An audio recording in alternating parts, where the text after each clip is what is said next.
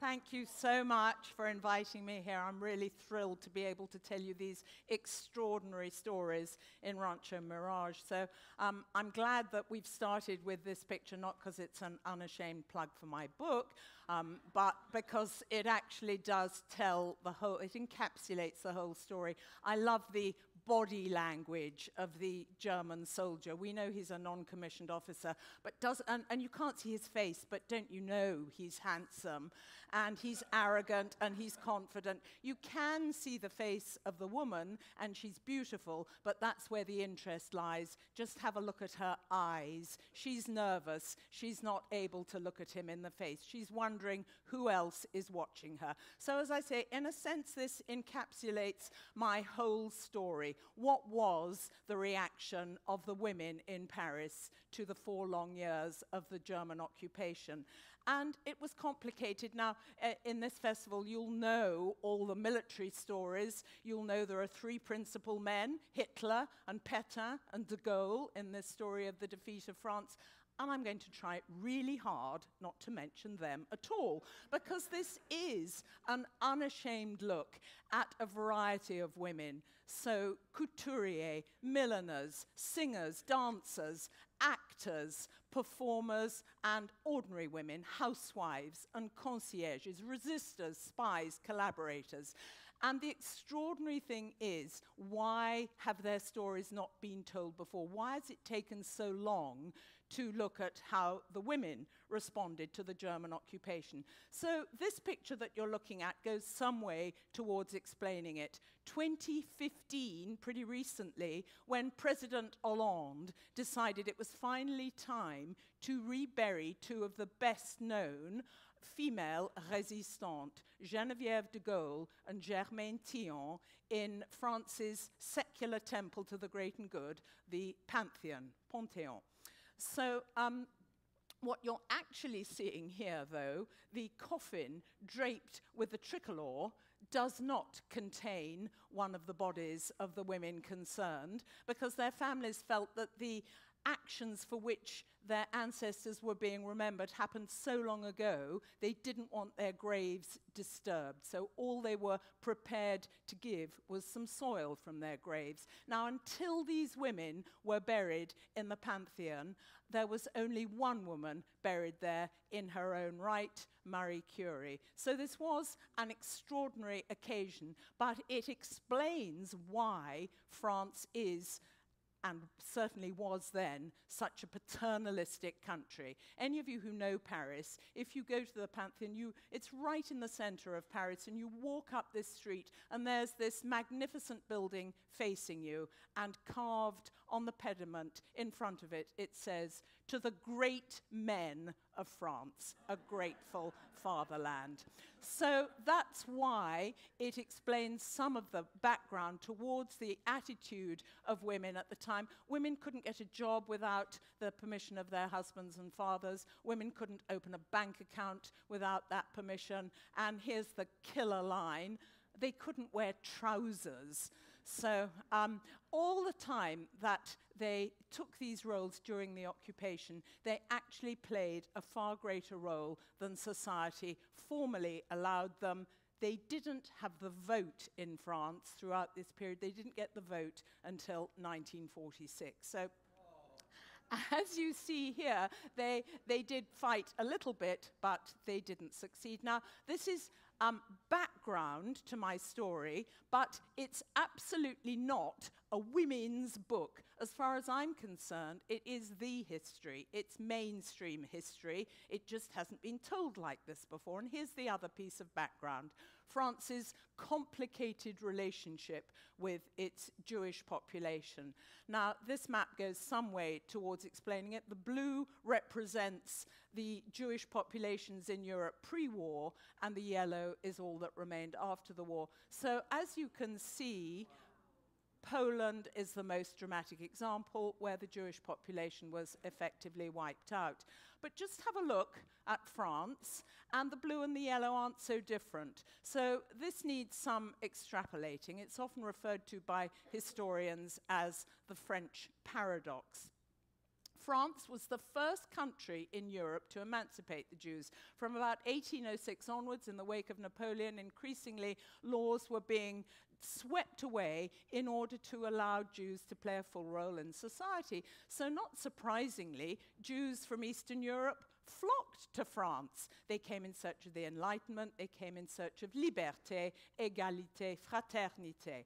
And by and large, they found it. You'll know there were odd hiccups like the Dreyfus case.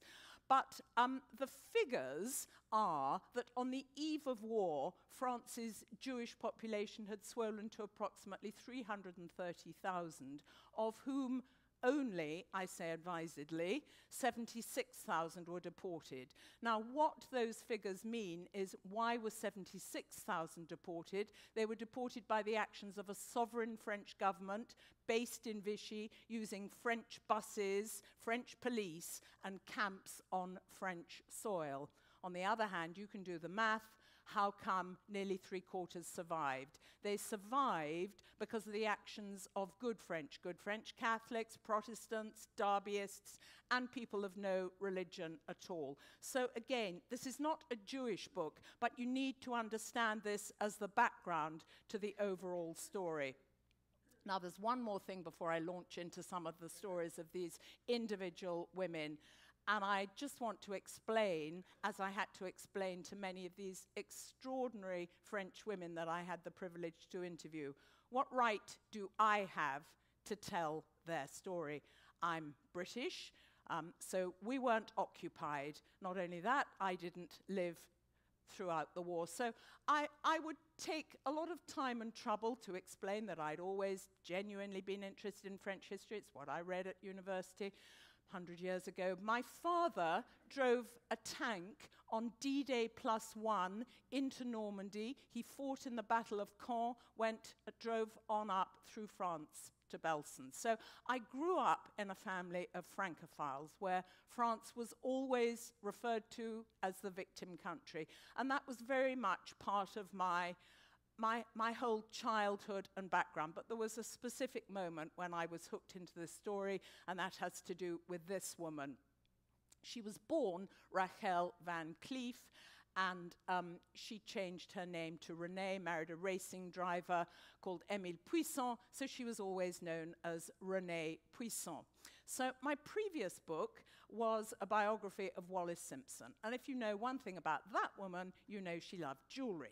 So in that book, I had lots of Cartier pictures. And on the eve of publication, I get a phone call from the CEO of Van Cleef & Arpels, who says to me, "Anne, why have you not got pictures of Van Cleef & Arpels jewelry in your book? The Duchess was a very good customer of ours." So I was a bit taken aback, and I explained that actually it was a biography, it wasn't a book about jewelry. And he then said to me, "But Anne, if you come to Paris and you spend a day at our showroom, I will explain to you why you are wrong." So, you know, what girl can refuse a day in Paris at Van Cleef & Arpels? And I go, and actually, I should say here, there were no little blue boxes, sadly, that passed under the table, but I came away with something much more important for a biographer, a story about this woman. So she was running the company at the time that the Nazis occupied, and because the Nazis insisted that all Jewish businesses had to be Aryanized, that is, handed over to a Christian, she thought she could be one step ahead of the occupying forces, and she handed over the Paris branch to an Aryan, and then she took a suitcase of stock down to Vichy, and she thought that she would be okay, she'd be protected. She thought she was thoroughly assimilated. This was part of her battle in order, Van Cleef & Arpels were constantly rivals of Cartier, and her belief was that if they were thoroughly assimilated, and if nobody knew that they were Jewish, they would be okay. And she thought she'd be protected in Vichy because she knew all the government ministers and their wives and their mistresses who were customers of hers. She was okay, and the business flourished until December 1942, when she threw herself out of the window to commit suicide. And I remember very clearly hearing that story that day, and that was really what hooked me in and why I wanted to know more about how the women of Paris had survived and what had literally pushed her over the edge at this point. So we start in 1939 when Elsie de Wolfe, who was part of the upper crust, Le Gratin in Paris, Le Tout Paris it's sometimes called, gave the most extraordinary circus surrealist ball. I'm not going to tell you about the ball, I just want you to look at her dress, encrusted with jewelry and beads and butterflies and sequins. Because when the Germans occupied, Hitler really had Paris envy. He hated the fact that the Nazi wives had to come to Paris to buy their beautiful gowns. So he wanted to take the French couture industry lock, stock and barrel to Berlin. And our hero of the hour was a man called Lucien Lelong, the head of the Chambre syndicale, who said to him, you can't just take the designers, the brands, without the army of little women. And it was mostly women from Eastern Europe who support the whole industry. By some accounts, there were about 25,000 of these women, each in their atelier with specialist skills. They were able to do beading, sequins, embroidery, insert zips, pleating, fur collars. That's how a couture dress was made. It was passed around. So he persuaded the Germans, okay, this won't work, but he made a rod for his own back. He had to come up with enough fabric during the occupation to keep the maison, to keep the couture houses running. And we'll see how that played out in the course of events. Now, what else happens in 1939? The designers get in on the act. France is convinced there's going to be a chemical attack, a gas attack. So they immediately make these terribly expensive, extravagant, cylindrical-shaped bags for everybody to carry their compulsory gas masks. Now, in fact, there wasn't a chemical attack, but if you were really smart, you'd have a green bag, a blue bag, one to match every outfit, as you see here. And the other thing, just some of the shops, of course, did have shelters, but just look at that lovely ladies' silk stockings, because they quickly disappeared. Now, what's a woman to do? Well, you could have your mesh stockings mended a few times. I think we'd probably call this a pop-up shop today. But what do you do when you can't get your mesh stockings mended? Because you're not allowed to wear trousers. And it was absolutely taboo in the upper echelons of society to go out bare-legged. So Elizabeth Arden to the rescue. She invents an iodine-based dye that was very expensive. It was called the silk on your legs without being silk. And if you had a friend who had a straight hand and a good eye, she'd simulate a seam up the back. So that would work. Now, other things in 1939, a lot of women got married, a lot of women got divorced. And Boucheron said they did a flourishing trade in engagement rings, because if you're worried your man's going to be killed at the front, how do you claim the pension? Well, you need to get a ring on. That's on your finger. That's the first step. Now, this woman in a wedding dress, in fact, she got married a little bit before the period we're talking about, but her story is so emblematic. Odette Fabius, who married Odette Schmoll, she was married Robert Fabius, and she got married. She was only 19. It was an arranged marriage, and she was part of the haute bourgeoisie juive, but she identified as French. Her family had been in France for generations, but she was miserable. It was a very unhappy marriage. Why? Well, her husband was a typical Parisian husband. He didn't see why marriage should put a stop to his regular visits to his lady loves between 4 and 6 p.m. And they had a daughter, but the daughter was looked after by an English governess. So what could Odette do? She felt unfulfilled. So in order to try and understand how to give her life meaning, she was visiting a psychiatrist in 1939. Well, I'm happy to tell you she found fulfillment in war like many women. She went south. She joined the resistance formally, which was unusual because it meant abandoning her daughter, abandoning her elderly father, who was actually taken to the camps and killed. And she had a passionate affair with a communist Corsican trade union leader called Pierre Ferri-Pisani, and we'll come back to that in a minute. The other woman who's staring at you, I think, with a most exotic beauty, Miriam Sansa, was part of the Polish Jewish immigration, but they'd been there for 2 generations. They had textile factories. She was leading a bourgeois life. She knew only too well what was in store for her if the Nazis invaded. She had a fiancé in London who was begging her to get out, and she said, which was the typical response, "I can't go. I've got elderly parents." She had initially a family group of just 3, but her mother had cancer, and she had to look after her mother.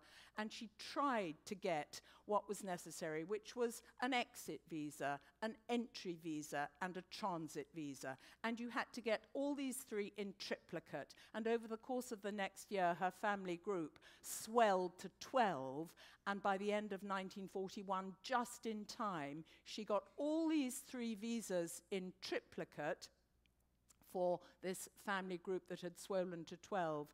And it was looking at her story that explained to me why jewelry in wartime flourished. Because she said that every consul she went to meet demanded either jewelry or sex or both. And when she went to meet the consul of Java and she offered him her pearl ring, he turned it down because he was only interested in diamonds. So she managed to get out and to get her family out. As I say, I'm not going to give you the military version of events. You'll know it was the original Blitzkrieg, June 1940, so the Germans are in Paris. And this picture tells you an awful lot about what happened overnight. So the tricolor comes down and is replaced by a swastika. I'm sure you've recognized this is the Rue de Rivoli, and there's a curfew that's introduced, and that varies between 8 and midnight, depending on how quiescent Paris was. And the exchange rate is changed by the Germans. Obviously, it becomes deeply favorable to the Germans. So the terms of the armistice are extremely harsh. Not only does France have to pay a large sum of money for the privilege of hosting the German army, but also much of their lush agricultural produce is sent east straight away. And so the French overnight suffer shortages. And amongst the things that you can see in this picture, I think the most dramatic is no private cars. They disappear immediately. There's no gasoline. So bicycles become very important, and they were expensive and not easy to find. And it's women riding them. And what do you do when there's no rubber? How do you mend a puncture? Well, I've seen bicycles in resistance museums that are stuffed with straw, stuffed with old wine corks. And all I can think is, if you have to wear a dress, you can't wear trousers. How on earth do you ride a bicycle stuffed with wine corks? I think one of the other things to notice is shampoo and hair coloring disappeared immediately. So this is where women made a virtue of necessity. They decided, okay, I can't wear uniform. That, of course, wasn't allowed. So I'm going to continue, insofar as I can, to look as chic and elegant as I can in the face of the German enemy. They're not going to stamp out my sense of style. So just admire the woman in the big turban. Probably she didn't have enough hair to make a bouffant turban, but it would be stuffed with old newspapers. That was very important. So vegetables were grown in the Rue de Rivoli, but I think one of the most important aspects of this picture is no men. Almost 2 million men were taken as prisoner of war. Other men went to England to join de Gaulle and the Free French. So from day one, it was the women who had to decide how to respond to the Germans. Now, I've said Hitler had Paris envy, but actually he only came to Paris once, very famous occasion, and he said on that occasion, "Jeder einmal nach Paris." In other words, every German should have a chance to go to Paris at least once. This is why. It's only part of the reason why, but of course coming to Paris was a great choice. It was better than being sent to Siberia and to the east, and the brothels were famous, but they were really worried that the women of Paris had some dastardly punishment in store for them. Syphilis was only one of the fears. So this particular booklet was a booklet prepared for officers, and it was privately printed. I was told where to go to an erotic bookshop in a seedy part of Paris, and I was told that the man who owned the bookshop was a bit weird, so I probably shouldn't go on my own.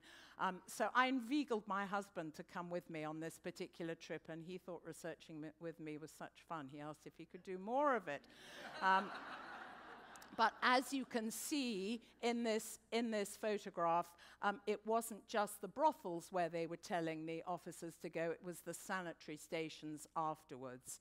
That was terribly important. So it wasn't just the German men who thought that coming to Paris was a plum posting. For the women too, who were theoretically called auxiliaries, but they never got on well with their Parisian sisters. Sometimes they were called grey mice if they wanted to be rude. If they wanted to be really rude, they'd call them officers' mattresses. But as you can see in the other photograph, to begin with, the Germans were very attractive, and many of the women thought, well, why have our parents told us they're brutes? They're wonderful. Now, as you can see here, not everybody thought that they were wonderful. And this woman, Béatrice Bretti, who was an actress in the Comédie Française, definitely one of my heroines, she left on day one. She said she could not possibly perform in a company which did not allow the work of Jewish playwrights and which did not allow Jewish actors. She left and she accompanied the man she loved, Georges Mandel, the politician who actually Churchill hoped would come to London and lead the Free French. Mandel couldn't leave because he was Jewish. He said he'd be accused of cowardice or desertion. So she stayed and she visited him in camps and she took him food and she looked after his orphan daughter. It was not black and white. It was not straightforward for many of the performers. The performers really were the ones who were picked up at the time of the liberation because they'd been seen to support the regime. And this story of Sadie Regal, who was saved by Pierre Sandrini ran a nightclub called the Bal Tabarin. Now, many of the nightclubs were fiercely pro-resistante, and Sadie Regal was a young South African Jewish dancer, very impoverished but desperately wanted to dance with the Ballet Russe. She was taken on by the Ballet Russe, but then was trapped in Paris and didn't know what to do. So Pierre Sandrini saved her. He taught her a new dance routine. She became very famous as Florence. Florence and Frédéric were the talk of the town. However, in 1943, the Germans wanted to take a group of performers to Germany, and she was selected as one of them. And she said, I can't go. They'll realize I'm Jewish. Help me. And Pierre Sandrini said to her, you've got to go, because if you don't, the Germans will realize that you've got false papers, a false name, and worse than that, you'll betray all your colleagues at the Bal Tabarin. So she went, as you can see in this picture, in front of the Brandenburg Gate. But her story is interesting because Edith Piaf went with her, and Piaf is often accused of collaboration for going on many of these German-sponsored trips. The idea was that they'd perform to the prisoners of war, and they'd say, look what a benign occupation this is. The Germans are great to work for. You know, we can sing, we can dance. Life's wonderful. And after the war, Edith Piaf said she deliberately went on these trips in order to get herself photographed with Germans, and then she'd cut up the photographs and use them to create false identity papers. I think the jury's still out, but the other photograph shows you, I think, illustrates my point that the performers really had very little choice. Most of the dance halls were filled with these grey-green uniforms of the Wehrmacht. Now, you can tell in this picture that all is not going to be well for Germaine Lubin, who was admired by Hitler. This is her singing, and I'm going to talk over it. But Hitler commented that she was the finest Isolde he'd ever heard. That's not going to play well for her after the war either. But she was a Wagnerian, and the reason for playing this is simply, I shouldn't really talk over it, but time is going to force me to. She argued that being a Wagnerian, her voice matures at a particular time. What are you to do? And anyway, the Germans treated opera as an art form that they'd invented. There was far more Wagner than Mozart in Paris at the time. And so she was regularly performing. So after the war, of course, she was arrested. I'm sorry I can't play more, but you'll just have to listen to it yourselves. It is quite wonderful, and she was a great singer. But perhaps she didn't have to sing with the Berlin Staatsoper when they came to Paris. Her real crime, of course, you've guessed it, she had a German lover. So she was charged with collaboration horizontale, this new charge after the war, and she paid a heavy price. She was imprisoned for 3 years. She was subjected to what they called indignité nationale, which meant that she was exiled, her home was taken from her, and she was humiliated, stripped of everything. And although she came back after the war, just as an example, you all know the war didn't end in 1945. It has long shadows. After she came back, she couldn't perform anymore, and her son committed suicide. By contrast, Chanel, why wasn't she picked up for collaboration horizontale? She too had moved into the Ritz with her much younger, handsome German lover called Spatz or von Dinklage. She'd closed her shop at the beginning of the war. She said it wasn't a suitable time to sell clothes. In fact, she had a very good, comfortable war in the Ritz with every sort of black market luxury brought to her. I think she was incredibly lucky not to have been charged and sent to prison for collaboration horizontale. And the reason she wasn't was because of that old romantic, Winston Churchill, who knew her pre-war when she'd had a long-standing affair with the Duke of Westminster, and he didn't want to drag his friend and her through the mud. So she was lucky. So she could have sold clothes because, of course, Lucien Lelong, who I mentioned right at the beginning, was now struggling to find enough fabric for the Maison to show their clothes. And here's real collaboration, economic collaboration. He worked with German chemists to import cellulose from German pine trees to create an artificial fiber, which we'd call rayon today. They gave it a pretty name. They called it fibrane. So fibrane was perfect on the catwalk, as you see here. It wasn't so good if you bought anything, because if you washed it, it shrank in half. But it served his purpose. He came up with competitions for the designers. In this one, it was called Day of Elegance on a Bicycle, and they had to invent some kind of outfit that was not trousers. I mean, it was probably something like I'm wearing, a divided skirt or a jupe culotte, but it theoretically wasn't trousers. And for women who really didn't have access to lots of money, what could they do to remain smart, to show the Germans that they were still going to look chic, they weren't going to be humiliated? Well, they'd search for scraps of fabric to cover their cork-soled shoes, which they thought weren't very elegant.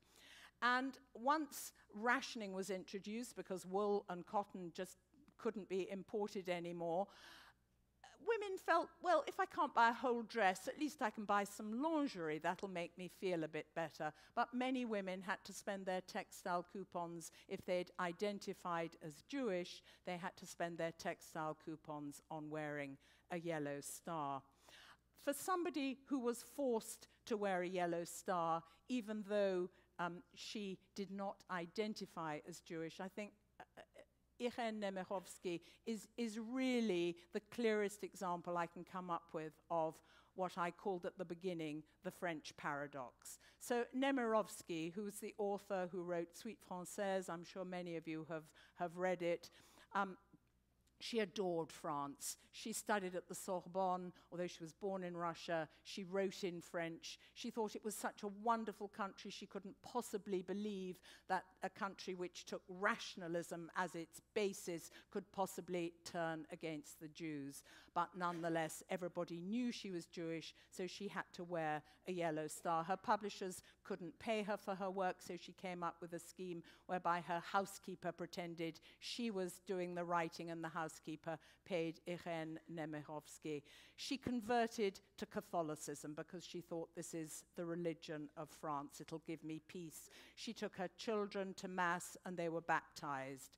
Nonetheless, she was, in 1942, arrested by French police, taken in a French car to a camp on French soil, Pithiviers, and she died shortly afterwards. So why on earth do I say that she's part of the French paradox? Because she gave her 2 children a manuscript that she was working on, an unfinished masterpiece, in my view, which became, when it was published posthumously, Suite Française. And I think the fact that her children survived, they were looked after by a mixture of a governess, convents, a résistance, and eventually this book was published, and I'm showing you a still from the film. And while I recognize that not all Germans were as handsome as Matthias Schoenaerts, many of them were. And what this still, I think, really shows you is that it was the women who had to decide, how do I respond? Do I spit in their face? Do I turn the Gothic road signs the wrong way? Do I actually join the resistance? Well, up until 1942, most women were attentistes, wait and see. But after 1942, everything changed. Irène was picked up as part of Operation Spring Wind. In Paris, this was known as the Rafle du Veldiv. Rafle means roundup, when 14,000 Jews were picked up, including 4,000 children, which the Germans had not asked for and didn't want. They didn't know what to do with them, so they killed them, including a baby of 18 months. And it was really after this Rafle du Veldiv, which was organized in Vichy, that many women knew somebody who knew somebody who knew somebody, and that's when women did what they do best. They multitask. Maybe they couldn't formally join the resistance, which is why they weren't recognized afterwards with awards, but they did many brave things like escorting downed airmen to a safe house. And that's why this memorial in Paris is there, because in 1995, Jacques Chirac finally admitted French culpability for the roundup, which is, I think, France's low moment. And here are some of the things that women did.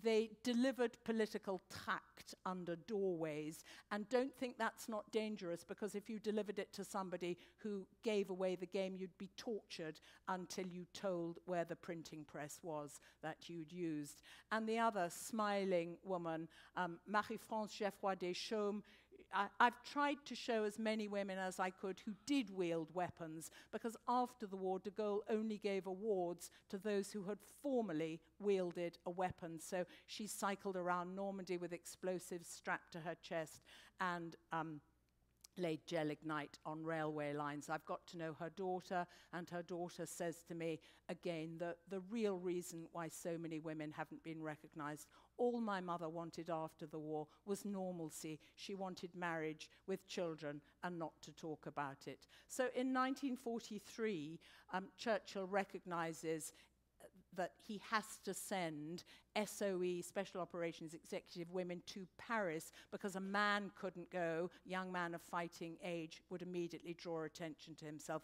So he sends extraordinarily brave, barely trained women to try and bolster the resistance, and one of them, who you see here, Princess Noor Inayat Khan, was dropped into a compromised zone and cruelly abused and tortured and died in Dachau. But they did do what they were sent to do, which was bolster the resistance. So back to Odette. Here she is in Marseille, where she meets and has a passionate affair with Pierre Ferry-Pisani, and on the day she meets him, she hedges her bets. She wears a Lanvin suit, but she carries a copy of Karl Marx's Das Kapital under her arm as well. But they're betrayed, and she's sent to Ravensbrück, which she barely survives, and he's sent to the salt mines of Magdeburg, and they meet up after the war, and it's a tragedy. So come the liberation, and here are some women with guns at last, and here's the other side of the liberation. So because my revisionist version is talking about women who did extraordinary things, I'm not denying there was a lot of collaboration. By some accounts, there were between 200,000 or 300,000 Franco-German babies born, but the women paid a heavy price merely for talking to a German, and sometimes it was genuine love, sometimes it was the need for food, and they were They had their heads shaved, and they were sometimes forced to parade naked around town with a swastika painted on them.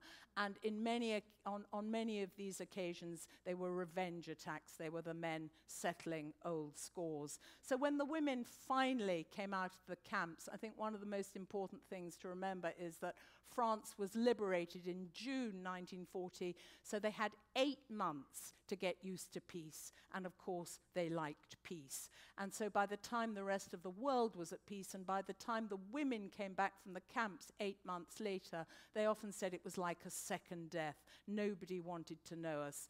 If they'd been in Auschwitz, they'd have had a tattoo, and often their heads were shaved because of lice. And so these women described what it was like coming back to a Paris where nobody wanted to recognize them. Some women gave evidence, and the woman you see here speaking at the Nuremberg trials is Geneviève de Gaulle, the woman I showed you at the beginning, who's been reburied in the Pantheon. The actresses were picked up. They were an easy target. They'd obviously been seen to support the regime. So although you're seeing Corinne Lucher here, who was an out-and-out Vichy supporter, the most famous actress picked up was Arletty, who everybody loved, and they didn't really want her to be punished. So when she said at her trial, but my heart is French, it's just that my arse is international, everybody thought that was so funny. Does sound better in French, actually, that her sentence was commuted. So another thing that happens post-war is that Dior invents the new look. Now, I don't think it's a new look at all. It harks back to the Belle Epoque, but it was called new because it used reams and reams of fabric. But this was a political gesture because it was for women to look beautiful and elegant at home. It was not for women who were going out to work. And so the de Gaulle government said to women, give up your checkbooks, give up your jobs, because the poor men who are coming back from the camps are humiliated, and they really need to have the jobs. And of course, in a Paris where there were many shortages, as you can see in this picture, the new look was not popular. But Cartier, as ever, got in on the act and produced this jewel to show that women were free, because they could vote in municipal elections in 1945 and in national elections for the first time in 1946. So, you know, what's to stop Cartier producing a jewel to celebrate that?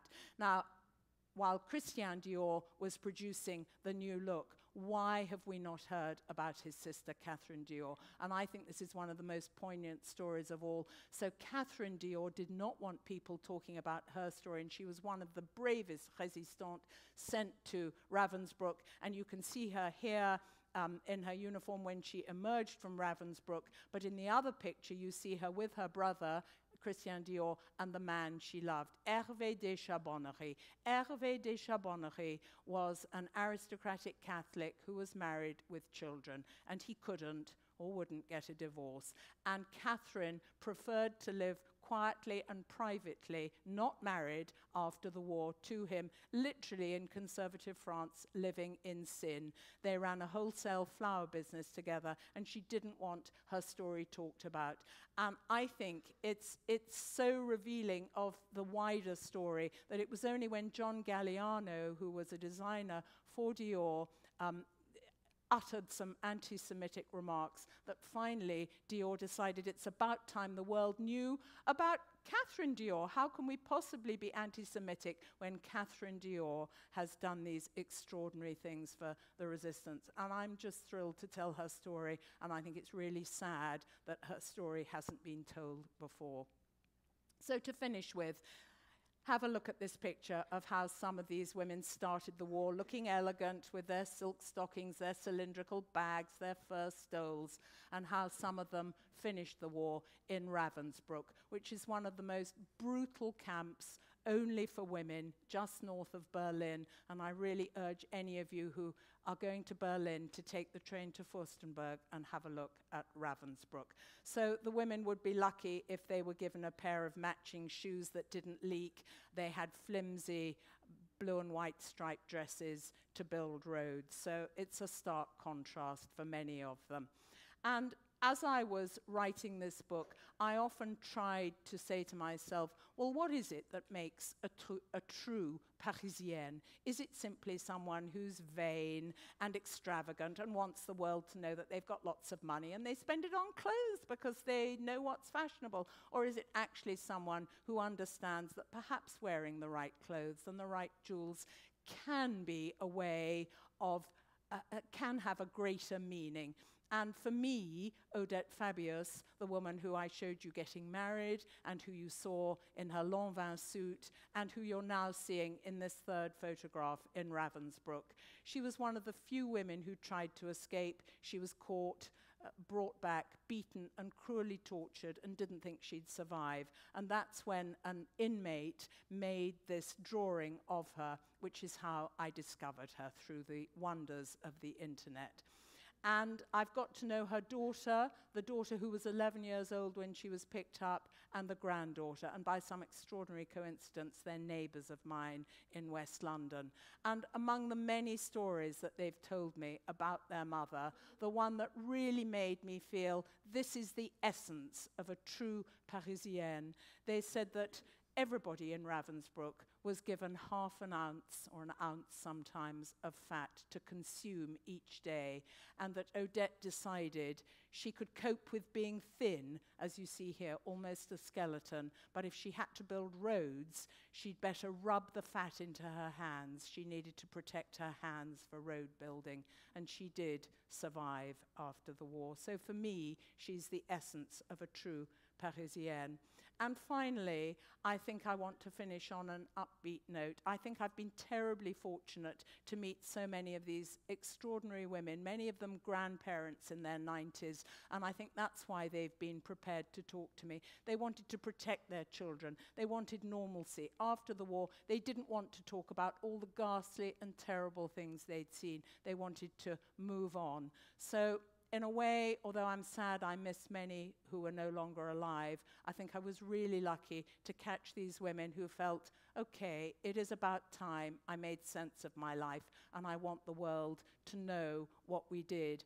And it seems to me that helped me understand why the French after the war have really not wanted to talk about this episode in their history, and they wanted to pretend that actually everything was wonderful. It was marvelous. Life was good, and nobody could do that better than Edith Piaf, who you're going to hear singing Life is Beautiful.